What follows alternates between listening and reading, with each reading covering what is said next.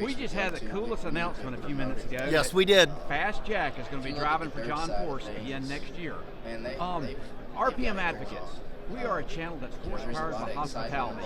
How about hospitality in NHRA? What has that got to nowadays? Well, if you think about it, I started out as a sportsman racer. I towed with a Suburban on an open trailer, had a Costco awning there, and I brought an ice chest. Made some sandwiches or threw some chicken in there, and you just snacked throughout the day.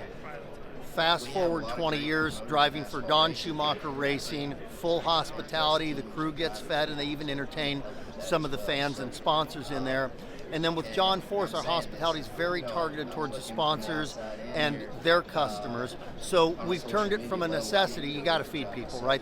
These guys on the cars work so hard and they're hungry, to we can use this to bring out our customer base to give a better ROI out there. I think that in most cases, especially with the bigger teams with commercial sponsorship, hospitality has become mandatory, not just preferable.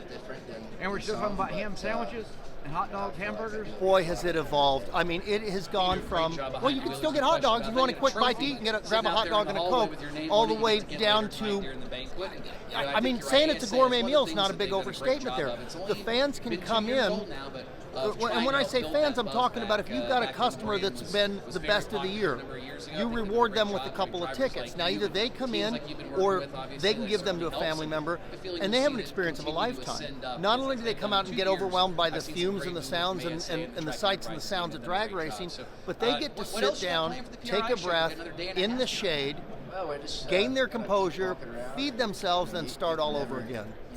I try to make about 100 installer calls every month. If an installer is using peak antifreeze, we can eventually potentially get him in your pit. So Peak is a perfect example of somebody that understands how to use hospitality. They're selling to their wholesalers, their retailers out there, and they want to reward them. And it's a way of saying, we appreciate you going over and above for us, we're going to go over and above for you, we're going to give you a race experience that nobody else gets to do. The whole thing about experience is it's the rarity of them. If you can give somebody something that the average person can't get, as a sponsor, as a retailer, you have something to offer your wholesalers that nobody else does.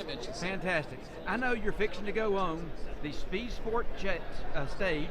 Fortunate I was able just to get a couple of minutes, a quick interview, a fast interview with Fast Jack. Thank you. My pleasure.